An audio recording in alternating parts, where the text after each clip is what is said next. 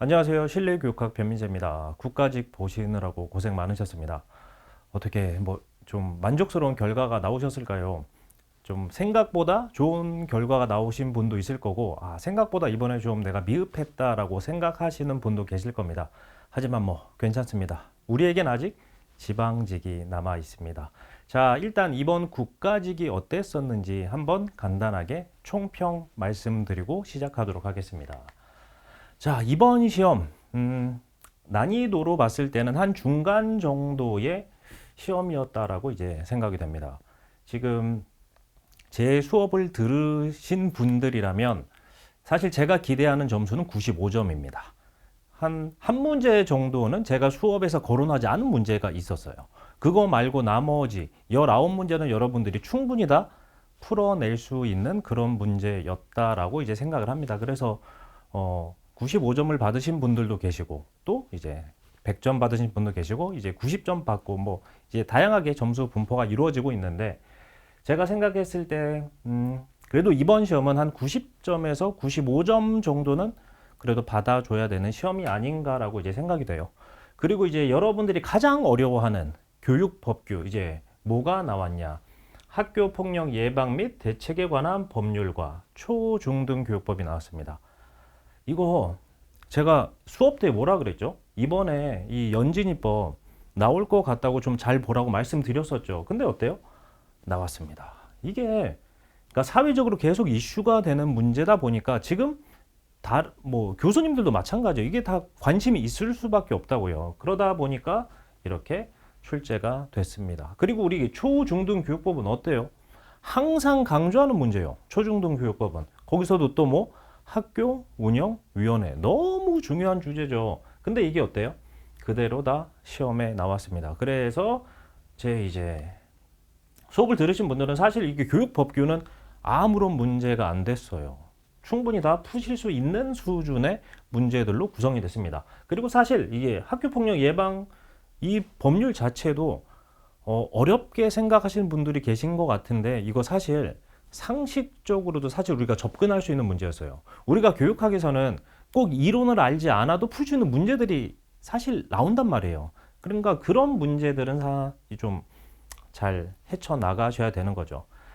자, 어떤 식으로 문제가 구성이 됐냐? 서양 교육사 2문제, 교육철학 1문제, 교육심리 2문제, 교수학습이론 3문제, 교육공학이 1문제. 요거를 교육 방법으로 묶자면 4문제가 나온 거예요. 교수학습 이론과 교육공학이 이번에 꽤 많이 출제가 됐죠. 그리고 생활지도와 상담이 3문제가 출제가 됐습니다. 많이 출제가 됐죠. 교육사회학이 2문제, 교육평가 1문제, 교육행정은 언제나 그렇듯이 가장 많은 문제, 5문제. 이게 교육법규까지 다 포함을 이제 하는 개념이죠. 그래서 몇 문제? 5문제가 출제가 됐습니다. 이번에 가령 한국교육사, 교육과정, 평생교육 이런 문제들이 이제 출제가 안 됐어요. 근데 지금 출제가 안 됐다고 해서 이게 우리 지방직에도 출제가 안 될 거다 그런 거 당연히 없습니다. 그러니까 여러 지방직을 준비하시는 분들은 당연히 어때요? 모든 파트를 다 열심히 공부를 하고 계셔야 됩니다. 자, 어떤 분들이 이제 이런 질문을 하세요. 이제 이거 임용 기출을 봐야 되나요? 그러니까 이게 아무래도 우리가 시험이 이제 다가올수록 뭔가 이제 무슨 얘기를 들으면 우리가 막 이게 귀가 팔랑팔랑 거릴 수밖에 없어요. 그래서 옆에서는 야, 나 지금 임용 기출 되게 열심히 보고 있어. 막 이러면 우리가 어때요? 나는 지금 내가 지금 하고 있는 게 괜찮나라고 하면서 지금 막 귀가 이렇게 막 커지게 되는 거죠. 근데 과연 어땠을까요? 우리 이번 이제 제도가 바뀌고 이번이 2번째 시험이었죠. 작년에 첫 시험이었고 지금 올해 국가직 이제 2번째 시험이 되고 있습니다. 자, 그러면 이제 야, 임용 기출 봐야 돼? 당연하지. 근데 지금 이 친구는 어때요? 난 안 보고 100점 맞았는데. 이건 이렇게 지금 자기 길만 이게 묵묵히 가시면 되는 거예요. 이번에 임용 기출을 안 보셨어도 어때요? 여러분이 고득점을 받는데 아무런 문제가 없습니다. 그래서 지금도 이제 묵묵히 제 쿼리를 따라와 준 지금 학생들 지금 국가직을 보고 어떠고 있어요? 지금 국가직 후기를 막 남기고 있습니다. 지금 너무 막 이제 좀 좋은 득점을 받은 친구들 어때요? 되게 신나게 지금 또 지방직을 준비를 하고 있죠. 그래서 저는 꼭 임용 기출을 봐야 되냐라고 누군가가 물어본다면 굳이 그럴 필요가 있을까라고 저는 말씀을 드립니다. 여러분이 가령 임용 기출을 봐서 한 문제를 더 맞을 수 있다라고 한다면 그 시간에 다른 과목 공부하세요. 한국사 공부하시고 행정법 공부하시고 본인이 취약한 파트 있잖아요. 그러니까 그거를 공부를 해서 맞을 수도 있고 뭐 출제가 될 수도 있고 안 될 수도 있어요. 근데 그 낮은 확률에 너무 많은 시간을 할애하지 마시라고요. 우리는 뭐가 중요해요? 근본이 중요해요. 근본. 가장 중요한 핵심적인 주제들이 있단 말이에요. 그거들이 어떻게 돼요? 빈출돼서 또 출제가 됩니다. 우리는 그런 중요한 것들을 놓치시면 안 돼요. 그러니까 그런 지엽적인 거에 너무 시간을 할애하시다 보면 괜히 교육하게 돼 스트레스만 더 많이 받아요. 그러니까 교육하기 재미가 없다, 너무 지루하다 이런 오명을 쓰게 되는 거죠. 하지만 어때요? 그 근본적인 문제, 핵심적인 것들만 계속 집중적으로 하시는 게 여러분의 합격에 훨씬 도움이 됩니다. 그래서 이제 어떤 이제 수강생분들은 이런 말씀을 하시더라고요. 딱 이제 시험을 보시고 아니면 이제 제 수업을 들으신 다음에 이제 이렇게 말씀을 하시는 거죠. 재밌네. 재밌어. 이런저런 계산 고민 없이 교육학 하나만 보고 달려가고 있잖아. 그러면 어떻게 해요? 여러분이 합격을 하시게 되는 겁니다. 자, 이번 국가직 하나씩 보도록 하겠습니다. 자, 1번. 항준주의 교육 철학에 대한 설명으로 옳은 것은 이제 교육 철학 문제가 출제가 됐습니다. 이건 어때요? 너무 교육 철학 안에서도 되게 기본적인 문제였죠. 그러니까 이 문제는 전혀 어려움 없이 푸셨을 거라고 생각이 됩니다. 자, 아동 존중의 원리를 채택한다. 어디 거예요? 진보주의가 되는 거죠. 2번 교육을 통한 사회 개조를 중시한다. 뭐가 돼요? 재건주의가 되겠죠. 3번 지식이나 진리의 영원성을 강조한다. 뭐 맞네. 이게 항존주의가 되는 거죠. 지금 제 교재에서도 지금 이제 핵심 요약 교재입니다. 제가 지금 핵심 요약서만 가지고도 이제 제가 95점은 받을 수 있다고 아까도 말씀드렸는데 정말 그게 가능한지 한 문제 한 문제 다 보여드릴게요. 지금 항존주의 다 어떻게 되어 있어요? 항존주의는 불변, 영원, 항존의 의미를 지닌 진리의 절대성, 불변성 그리고 영원성을 믿는 신념을 의미한다. 이것도 너무 중요한 주제이자 그냥 기본입니다. 교육 철학에서. 그래서 이제 답은 3번이 되죠. 실제적 삶의 문제를 해결하는 데 초점을 둔다. 얘도 뭐가 될까요? 얘도 진보주의가 되겠죠. 1번은 어렵지 않았죠. 자, 2번 비고츠키. 비고츠키도 당연히 언제든 시험에 나올 수 있는 주제라고 제가 항상 강조를 드리고 있습니다. 비고츠키 교육 심리학에서 우리가 딱 펼치면 피아제, 비고츠키 얘네부터 이제 시작을 하는 거죠. 이거 당연히 언제든 시험에 나올 수 있는 주제. 사회문화 이론에 근거할 때 가에 들어갈 말은 타인의 도움을 받아 수용할 수 있는 수준과 자기 혼자서 독립적으로 수용할 수 있는 수준 사이에 이게 있다. 이거 뭐 너무 쉬운 문제였죠. 뭐 GP들을 얘기하는 거죠. 근접, 발달, 영역. 이것도 그냥 교육 심리 안에서 가장 어떤 문제?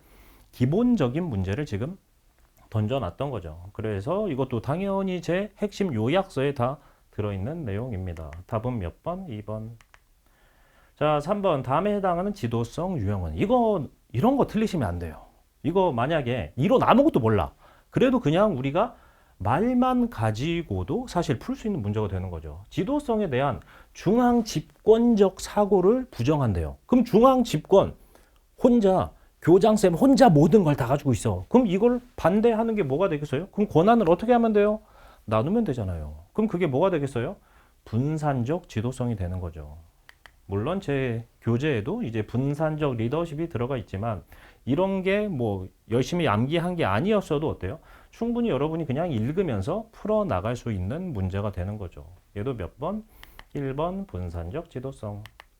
자, 4번 코메니우스의 교육 사상에 대한 설명으로 옳지 않은 것은 우리 이제 서양 교육사에서 코메니우스가 차지하는 위치가 어때요? 어마무시하죠. 그러니까 코메니우스도 언제나 등장할 수 있는 문제가 되는 거죠. 그래서 코메니우스도 제가 엄청 강조를 했었죠. 실학주의의 코메니우스. 자, 제가 어떤 내용들을 강조했었죠.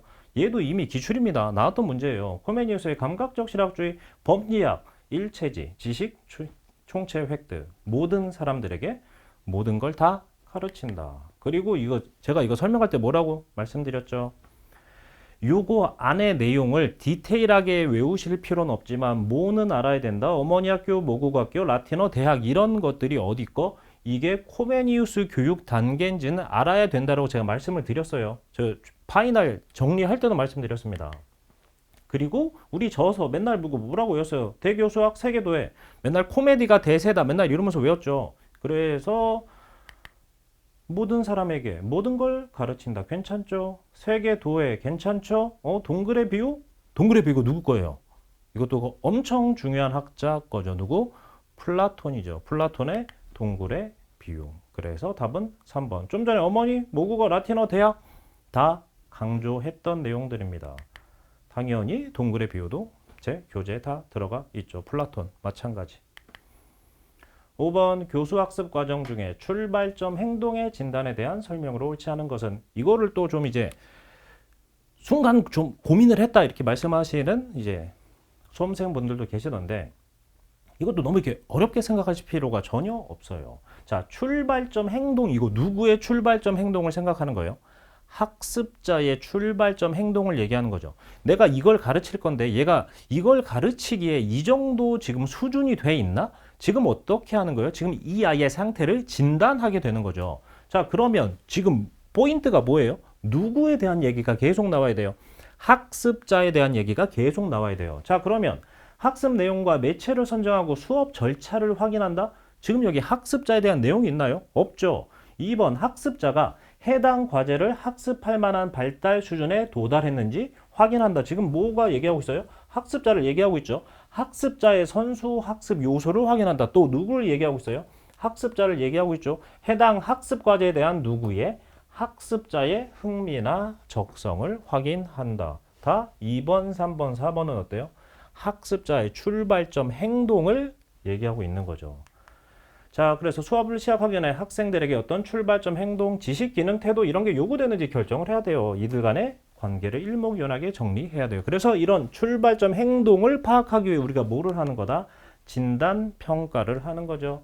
출발점 행동을 확인을 하게 되는 거죠. 그래서 답은 몇 번? 1번이 되겠습니다. 그래서 여러분 너무 그렇게 어렵게 접근하실 필요가 전혀 없습니다.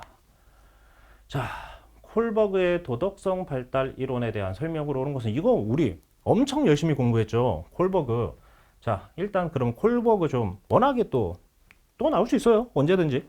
다시 한번 보고 올까요? 자, 우리가 이제 콜버그의 이제 6단계 엄청 열심히 이제 공부를 했었습니다. 인습 이전 수준, 인습 수준, 인습 이후 수준. 이거 외울 게 너무 많잖아. 이거 우리 어떻게 외웠어요? 자, 제가 이제 뭘 보여드렸죠? 딱 이제 척키를 보여드렸죠. 아이들한테 이거 척키 모르시는 분들도 요즘 분들은 계실 것 같은데 척키 아시는 분들은 지금 좀 이제 좀 연배가 있으신 거죠. 지금 딱 지금 만약에 척키를 모르시는 분들도 딱 보면 좀 무섭게 생겼죠. 옛날에 공포 영화에 나왔던 그런 영화가 있었습니다. 그럼 애들이 딱 척키를 보여주면 어떻게 해요? 되게 이제 겁먹는다고 엄마 무서워 막 이렇게 된다고요. 그러다 보니까 딱 너 말 안 들으면 척키가 찾아와서 너 혼낸다? 딱 이렇게 되는 거예요. 그래서 딱 척회를 딱 보여줘요. 그럼 어떻게 된다? 엄마 나 이제 나쁜 짓 안 할게요. 착해질게요. 라고 딱 얘기한다고. 그래서 척회를 딱 보여주면 어때요? 엄마 착해질게윤 이렇게 얘기를 한다고. 자, 척회, 착해, 질게, 윤. 이게 뭐가 되는 거예요? 자, 복종과 처벌에서 처벌, 그리고 쾌락, 착한, 그리고 질서, 계약, 윤리. 착해, 척해, 착해, 질, 개, 윤. 이것만 가지고 우리가 문제 다 풀 수 있습니다. 척해, 착해, 질게, 윤만 가지고. 그래서 저희 이제 같이 우리 공부했던 분들은 이거 전혀 어렵지 않게 문제를 풀었을 거라고 생각이 됩니다. 자, 아동 초기에 초점을 둔 이론으로 도덕성 발달은 동화 조절? 이거 누구 키워드예요? 동화 조절? 피아제 키워드죠. 2번 전인습 수준에서 도덕성 발달의 시작은 처벌을 피하기 위한 행동에서 비롯된다. 어때요? 전인습 지금 척회, 처벌 나왔잖아요. 답은 몇 번? 2번 선악을 판단하는 초자, 초자 이거 누구 키워드죠? 이거 프로이트 거죠. 4번 인습 수준의 도덕성은 정의, 평등, 이런 보편적 원리, 보편적 윤리 이거 누구 거였어요? 몇 단계였어요? 다시 보여드릴까요? 지금 어디 있는 거예요? 보편줄리 척회, 착회, 질, 개, 윤 6단계가 되는 거죠. 여기는 어떻게 되는 거예요? 인습 이후 수준이 되는 거죠. 그래서 답은 몇 번? 2번이 되는 거죠. 어렵지 않죠? 자, 드디어 나왔습니다. 학교폭력 예방 및 대책에 관한 법률상 학교폭력의 예방 및 대책에 대한 설명으로 옳지 않은 것은 이거 어렵게 접근하시면 안 됩니다. 이거 나 학교폭력 이거 나 공부 안 했는데 라고 해서 나 이거 읽어도 모르는데 그렇지 않습니다. 이거 충분히 여러분 상식선에서 충분히 다 풀 수 있는 문제였어요. 사실은. 그럼 제가 이거 뭐 당연히 보통 해설을 할 때는 이거 법령을 다 일일이 보여드리면서 자 법령에 이게 틀렸죠 라고 보여드리는 게 뭐 맞기는 한데 이거 우리 법령 모른다는 전제하에서 해설해 드릴게요. 자 일단 볼게요. 1번 학교 안뿐만 아니라 학교 밖에서 발생한 학생 간의 상해, 폭력, 협박, 따돌림 등도 이 법의 적용 대상이다. 경미한 학교폭력 사건의 경우 가해 학생 및 보호자가 학교폭력 대책심의위원회를 개최를 원하지 않아? 그러면 학교장은 자체적으로 그냥 우리 학교 안에서 그냥 해결할게요 이렇게 할 수 있다. 학교장은 학교폭력 예방 및 대책을 위한 교직원 및 학부모에 대한 교육을 학기별로 1회 이상 실시해야 된다. 피해학생의 보호를 위한 조치에는 학내외 전문가에 의한 심리상담 조언, 일시보호, 치료 및 치료를 위한 요양, 학급 교체 등이 있다. 자, 여러분 이게 엄청 지금 사회적으로 이슈가 됐죠. 또 이제 어떤 뭐 때문에 이제 동은이와 연재미 때문에 이게 엄청 사회적으로 이슈가 됐잖아요. 자, 그러면 만약에 학교 폭력이 발생을 했어요. 근데 학교장이 그냥 이거를 알아서 학교 안에서 그냥 밖으로 새나가지 않고 학교 안을 자체적으로 해결하고 싶어. 그러면 이거 누가 이렇게 밖으로 새어나가지 않는 걸 누가 바랄까요? 당연히 누가? 연진이 엄마가 이게 학교 밖으로 새나가는 걸 원치 않겠죠. 그러니까 당연히 뭐 가해 학생들 입장에서는 누가 원하겠어요. 다 그냥 학교 안에서 대충 쉬쉬하고 그냥 묻어버리고 이러길 원하게 되는 거죠. 하지만 지금 동훈이랑 동훈이 엄마 입장에서는 어때요? 이걸 그냥 학교에서 뭉개면 제대로 처벌이 안 될 수도 있잖아요. 그러다 보니까 진짜 그 드라마에서도 어떻게 됐던 거예요? 이 연진이 엄마가 동훈이 엄마한테 이제 돈을 주면서 그냥 대충 뭐 조용히 넘어가게 됐던 거죠. 이런 불미스러운 일들이 진짜 발생을 하진 않겠죠. 현실에서는 뭐 이건 드라마니까. 자, 그러면 다시 문제를 볼게요. 경미한 학교 폭력 사건의 경우 가해 학생과 보호자가 이거를 원치 않아. 뭔가 일이 커지는 걸. 그러면 학교장은 자체적으로 해결할 수 있어. 말이 안 되잖아요. 우리가 지금 법령의 뭐 알고 뭐 그게 중요한 게 아니라니까 이거는 상식적으로 그냥 접근을 해보세요. 가해 학생은 당연히 원치 않죠. 이거 누가 원치 않아야 돼 이거를. 피해 학생이 원치 않아야 피해 학생 그 보호자가 이거를 원치 않아야 학교가 자체적으로 해결할 수 있는 거죠. 말이 안 되는 거예요. 이거 가해 학생이 아니라 뭐가 되는 거예요? 피해 학생이 되는 거죠. 그래서 이거 사실은 뭐 아마 출제하신 교수님 입장에서는 본인은 되게 쉽게 출제했다고 생각을 하실 거예요. 왜? 너무 당연히 생각할 때 가해 학생이 원치 않으면 그냥 네 그냥 없던 일로 할게요. 당연히 말이 안 되잖아. 누가? 피해 학생이 중요해. 피해 학생이. 가해 학생이 중요한 게 아니라. 그래서 답이 몇 번? 2번이 되겠습니다. 전혀 어려운 문제가 아니었어요. 사실은. 자, 가상현실 기술을 활용한 교육에 대한 설명으로 옳지 않은 것은 이거 무슨 사실 대단한 개념도 필요 없거든요. 이 문제도. 그냥 여러분도 이거 그냥 상식적으로 다 우리 가상현실 한 번씩 볼까요? 하나씩. 다양한 각도에서 수업 자료를 탐구하도록 유도할 수 있다. 어때요? 우리가 가상현실을 이용해서 딱 뭐 말 그대로 다양한 측면에서 수업 자료를 탐구하도록 할 수 있겠죠. 그리고 현실에 직접 경험할 수 없었던 사물, 장소, 역사 속 사건을 재현할 수 있다. 우리가 뭐 당장 이 가상현실을 통해서 어떤 피라미드에 대한 공부를 하고 싶어. 그럼 정말 이집트에 가 있는 것처럼 공부를 할 수가 있겠죠. 그럼 잠깐 4번 먼저 볼게요. 학습 활동 과정에서 학습자의 흥미와 몰입감을 높일 수 있다. 정말 맨날 책에서 그냥 뭐 사진만 보고 이러다가 정말 우리가 그 안에 들어가 있는 것처럼 정말 이게 뭐 지리 시간이야 만약에 그러면 뭐 어떤 세계 기후 이런 걸 정말 그 안에 있는 것처럼 우리가 보면서 학습을 한다면 어떨까요? 훨씬 재밌겠죠. 그래서 흥미 몰입감 당연히 높여질 수 있겠죠. 그래서 이게 여러분들이 실물 화상기? OHP 이게 뭐지? 뭐 이렇게 뭐 대단한 게 뭐가 있나라고 생각을 하실 수도 있는데 이것도 또 사실 좀 이제 저 같은 사람들은 이걸 옛날에 학교에서 썼었거든요. 근데 요즘 졸업한 지 얼마 안 되신 분들이나 이런 분들은 이게 뭔지 전혀 모르실 수도 있어요. 이게 되게 구석기 시대에 쓸 것 같은 그런 거긴 한데 이게 OHP라는 겁니다. 그러니까 옛날에는 지금은 다 이렇게 우리가 뭘 써요? 이제 빔 프로젝터도 있고 이제 우리 PPT도 쓰고 이렇게 되잖아요. 다 노트북 이런 걸 통해서. 그런데 옛날에는 어떤 거를 화면에 좀 보여주고 싶어. 근데 이런 게 없는 거 옛날엔 뭐 노트북이 있든 뭐 그것도 그렇고 뭐 빔 프로젝트 이런 게 없어요. 그러다 보니까 여기다가 무슨 이제 뭐 A4 같은 걸 하나 올리면은 이 빛을 통해서 이게 이쪽으로 쏴주는 거예요. 칠판에. 그러면 애들한테 이제 뭐 어떤 가령 A4 안에 있는 내용을 칠판에 싸서 애들이 다 같이 볼 수 있게 그렇게 하는 게 이제 OHP라는 겁니다. 요즘 이거 당연히 쓸 리가 없죠. 다 옛날에 제가 학교 다닐 때 썼던 거예요. 그래서 이거 되게 옛날 거라 당연히 이게 VR이랑 아무 상관이 없습니다. 근데 그냥 여러분들이 선지를 보고 충분히 고르실 수 있지 않았을까 생각이 됩니다. 자, 9번 다음 설명에 해당하는 불름의 교육 목표 분류 범주는 이것도 이제 물론 제 개념 핵심 요약서에도 이게 있긴 합니다.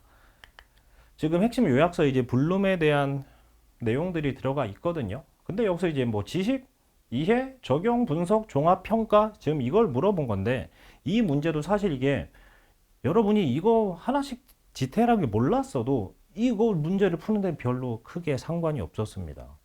복잡한 사상이나 아이디어의 구조를 파악하는 수준의 행동으로 뭔가를 이게 파악을 한대요. 그래서 이게 맞는 건가? 이게 이렇게 된 건가? 저렇게 된 건가? 구성 요소나 관계 확인을 포함한다. 이 범죄에 속하는 목표 진술의 예로 사실과 추론을 구분하기 이게 사실이야? 이건 추론이야. 그리고 이건 원인이야? 이건 결과야. 지금 디테일하게 다 어떻게 하고 있는 거야? 후벼 파고 있는 거죠. 이게 뭐예요? 적용, 평가, 종합, 분석? 당연히 이거 아무것도 몰랐어도 우리가 이 네 개 안에서 찾는 거는 별로 어렵지 않았죠. 그냥 우리가 찾을 게 뭐밖에 없어요? 하나씩 다 이게 뭐 하는 거예요? 제대로 들여다보는 거, 분석하는 거잖아요. 답은 몇 번? 4번. 그래서 이것도 사실은 처음에는 이거 뭐지? 라고 하는데 제가 아까도 말씀드린 것처럼 우리가 교육학 문제에서는 여러분 상식 선에서 접근할 수 있는 문제들이 있다고요. 그래서 절대 어렵게 생각하지 마세요. 이거 외울 필요도 없고요. 그냥 당연히 이해하시는 겁니다. 이런 문제들은. 그러니까 여러분들이 교육학을 너무 어렵다라고 생각하실 때 하나부터 열까지 다 외우려고 하세요. 그럴 필요 없습니다. 우리가 외울 것들은 당연히 외워야 되는데 이해가 필요한 파트는 그냥 이해를 하시면 돼요. 자, 그 다음에 페스탈로치. 페스탈로치. 제가 맨날 수업에서 뭐라고 해요? 맨날 패고 이러면서 이제 수업을 했었죠. 자, 페스탈로치 교육사상에 대한 설명으로 옳지 않은 것은. 자, 1번. 일반 교육학을 저술하여 심리학적 원리에 기초한 교육 방법을 정립하였다. 이거 우리가 또 좀 공부가 된 분들이라면 이거 어때요? 겁나 쉽네. 그리고 바로 답을 1번 찾을 수 있었죠. 왜?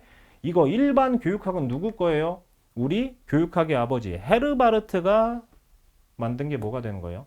일반 교육학이 되는 거죠. 그래서 뭐 전혀 이것도 사실은 어렵지 않은 문제였죠.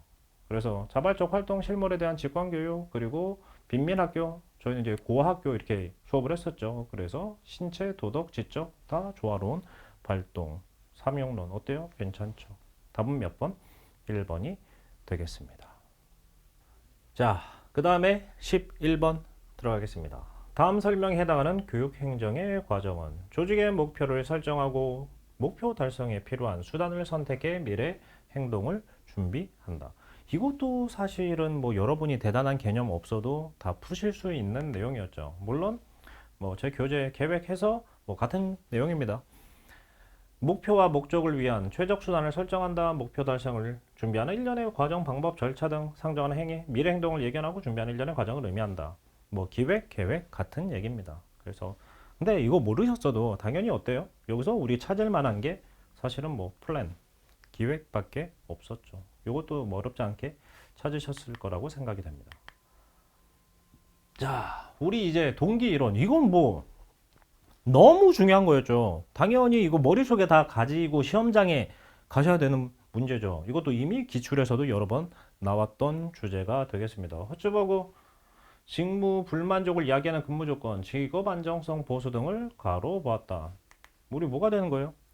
위생 요인이 되는 거죠. 직무 환경에 대한 거. 그래서 우리 맨날 이제 수업할 때 뭐라 그랬어요? 동기 요인이 있고 이제 위생 요인이 있는데 위생 요인은 이게 만족이 돼야 안 돼요. 만족이 안 되죠. 그냥 뭐가 불만족이 없을 뿐인 거죠. 그리고 동기 요인은 어때요? 불만족은 아닌데 그냥 만족하냐 안 하냐 이렇게 되는 거죠. 그래서 만족의 반대는 불만족이 아니라 뭐다? 만족 없습니다. 불만족의 반대는 만족이 아니라 뭐다? 불만족이 없습니다. 이런 거 맨날 이제 얘기했었죠. 그러고 이제 맥그리거 X, Y 이거 우리 어떻게 얘기했었죠? 저 뭐 X가 좋은 거예요, 안 좋은 거예요? X가 성악설이죠. Y가 성선설이고 우리가 나쁜 놈들을 얘기할 때 저 Y 같은 놈 이러기는 아니라 뭐라 그래요? 저 XX 막 이렇게 얘기하잖아. 그러니까 X가 어떤 거? 안 좋은 거. 자, 적절하게 동기부여가 되면 누구나 자율적이야, 창의적이야, 행동에 얼마나 지금 좋게 보고 있어요. 그래서 뭐가 되겠어요? Y 이론이 되는 거죠. 그래서 답은 몇 번? 4번. 얘도 뭐 전혀 어렵지 않았죠. 자, 13번. 정신분석 상담의 주요 기법으로 해당하지 않는 거. 이거도 또 우리 이제 1초짜리 문제였죠. 이것도 사실 너무 쉽게 나왔죠. 우리 이제 정신분석 상담 누가 떠올라야 돼요? 프로이트가 떠올라야 되는 거죠. 그런데 우리 저거 너무 자주 보던 거 뭐가 나왔어요? 비합리적 신념 논박. 너 왜 그렇게 말도 안 되는 생각을 해? 이거 어디 거예요? 합리적, 정서적 행동 상담이 되는 거죠. 그래서 우리 뭐 다 했던 거 자유현상, 꿈의 분석, 전이 저항 이게 다 누구 거? 프로이트 거. 그런데 이제 누구 거? 비합리적 신념은 논박을 통해 효과적으로 변한다. 이게 누구 거?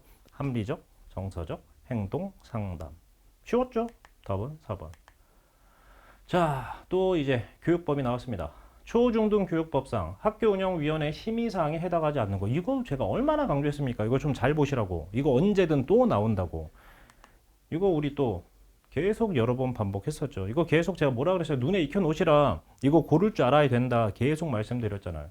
그래서 뭐 그러니까 우리가 이거 하나하나 이제 쓸 줄은 몰라도 눈으로 계속 이제 익혀 놓다 보면 딱 봐서 뭔가 나 저거 안 봤는데 이런 게 눈에 보인다고 이제 이번에 직접 경험을 해 보셨잖아요. 그래서 학교 급식 여기 있잖아요. 학교 급식. 그리고 교과형 도서, 교과형 도서 여기 있죠. 대학 입학 특별 전형 학교장 추천 여기 있잖아요. 그런데 자유학기제 이런 거 우리 본 적이 없다고요. 그래서 전혀 찾는 게 크게 어렵지 않으셨습니다. 답은 몇 번? 2번이 되겠죠. 교육법은 계속 나옵니다. 이게 여러분이 너무 교육법에 대해서 그렇게 좀 부담을 가지실 필요는 없어요. 제가 이제 카페에도 계속 이제 교육법 자료가 다 올라가 있잖아요. 그러니까 그거를 다운 받으셔서 좀 자주 보세요. 자주. 그러니까 이거를 뭐 단기간에 다 외우겠다 이런 생각 하지 마시고 그냥 여러 번 보셔야 돼요.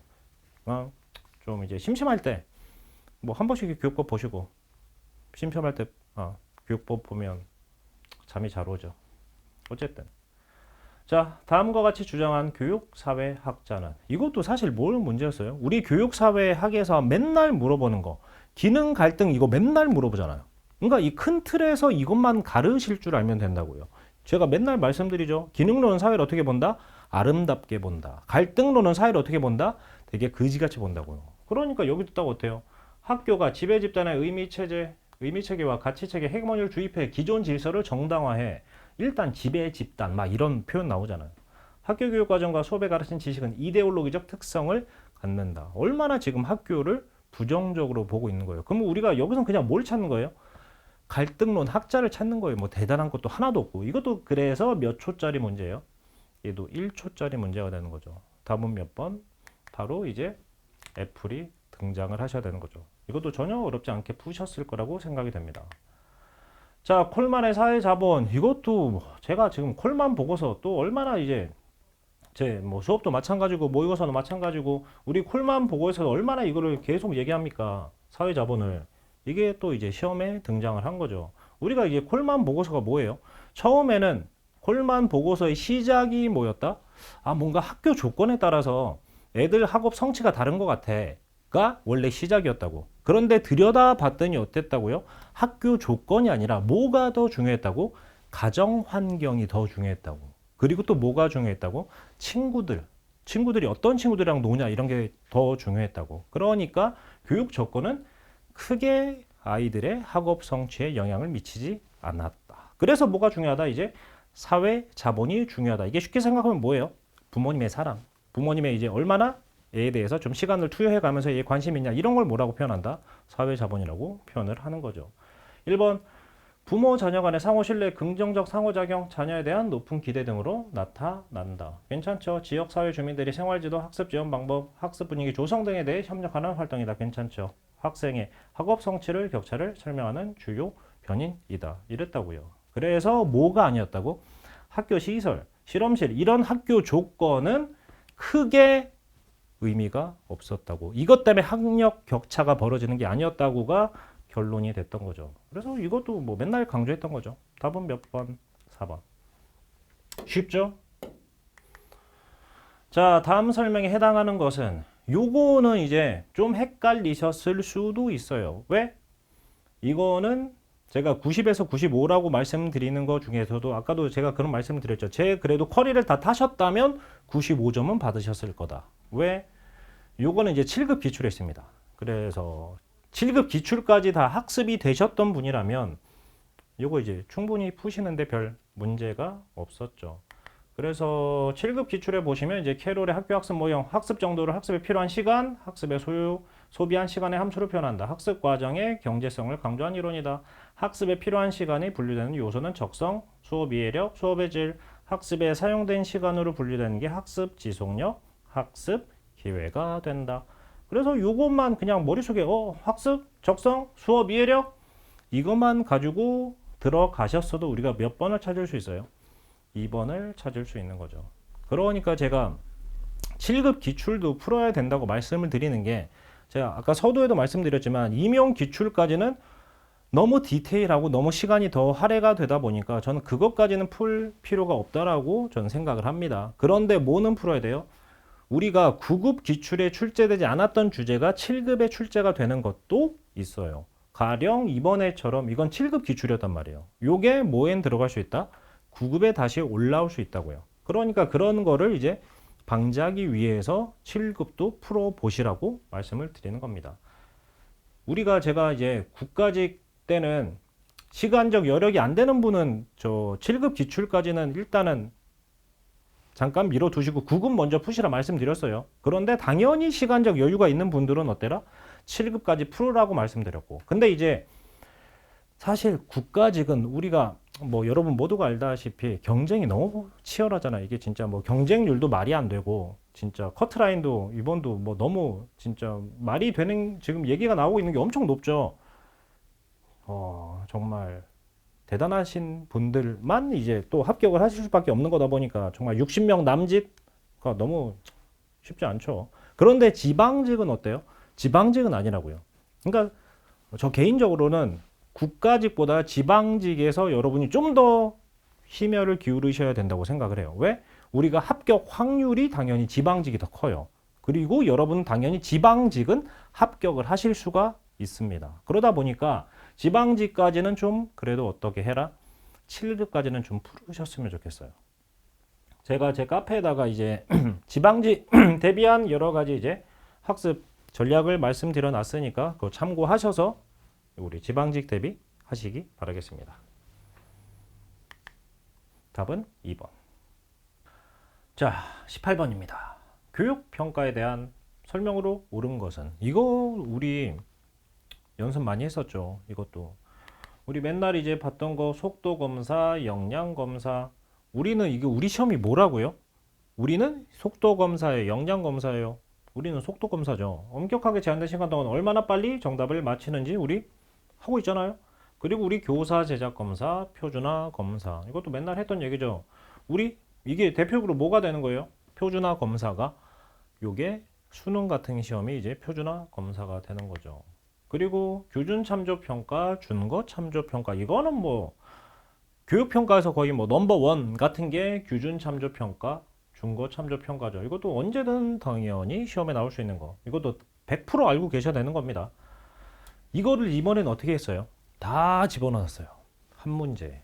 그래서 하나의 문제로 만들었죠. 그리고 뭐까지 이제 진단, 형성, 총괄까지. 정말 뭐 여기저기 있는 거 다 끌고 왔습니다.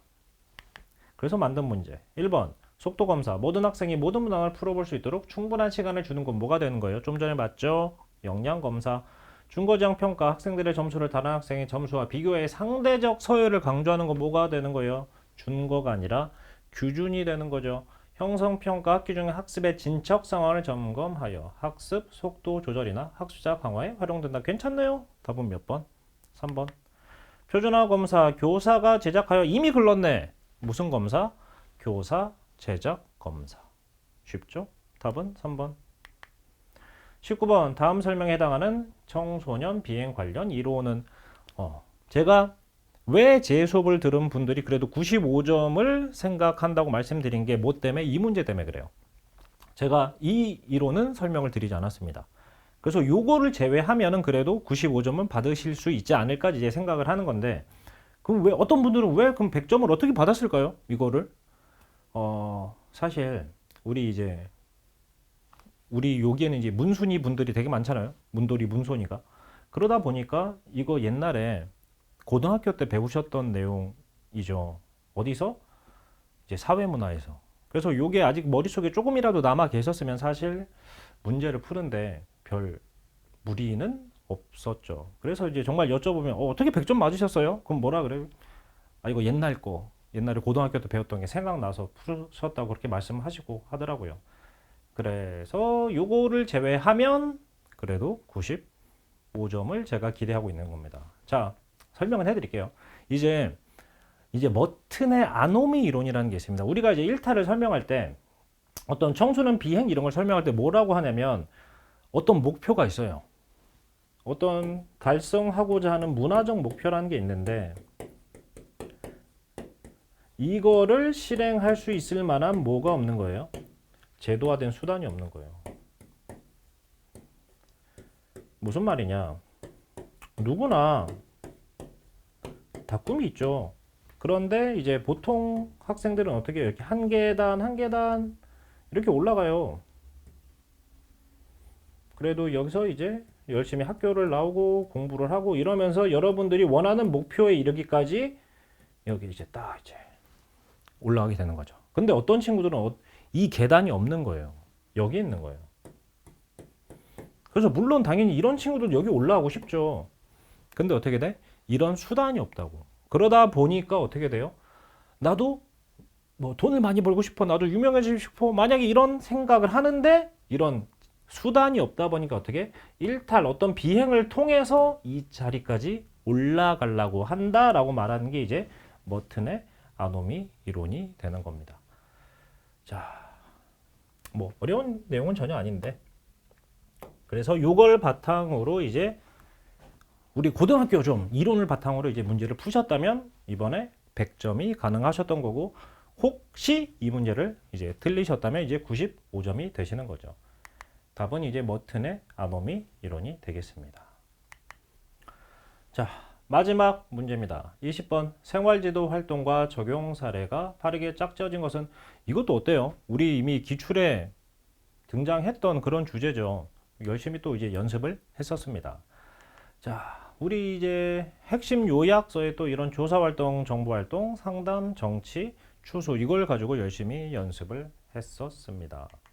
1번 학생 조사활동 뭐예요? 말 그대로 학생들에 대해서 내가 조사를 하는 게 학생 조사활동이다. 말 그대로 진로 탐색을 위한 학생 맞춤형 프로그램 실시? 말이 안 되죠. 정보 제공 활동, 정보 제공 활동은 뭐예요? 말 그대로 우리가 뭔가 학생들한테 뭔가 정보를 제공하는 게 정보 제공 활동입니다. 신입생에게 학교의 교육과정, 특별활동에 관한 안내 자료를 배부하였다. 어때요? 괜찮죠? 답은 2번. 배치활동, 이거 정치활동이라고도 돼 있죠. 제 교재에는. 학생들의 수업 적응 정도를 점검하고 부적응 학생을 상담하였다. 이건 말 그대로 뭐가 되는 거예요? 상담이 되는 거죠. 그리고 추수활동, 학기 초에 학생의 신체, 지적 특성, 가정환경, 기초적인 정보를 수집하는 게 말 그대로 조사활동이 되는 거죠. 전혀 어렵지 않았습니다.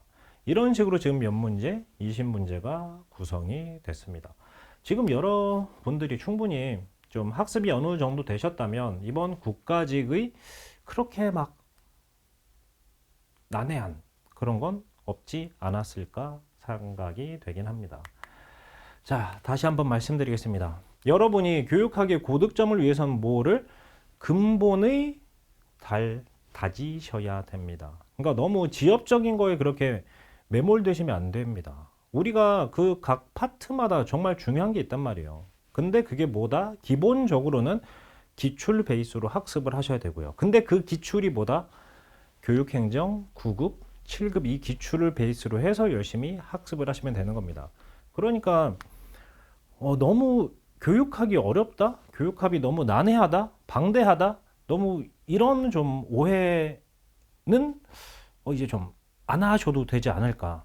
정말 우리가 정말 반드시 해야 되는 그 파트, 반드시 숙지해야 되는 그런 주제들만 열심히 하셔도 어떻다?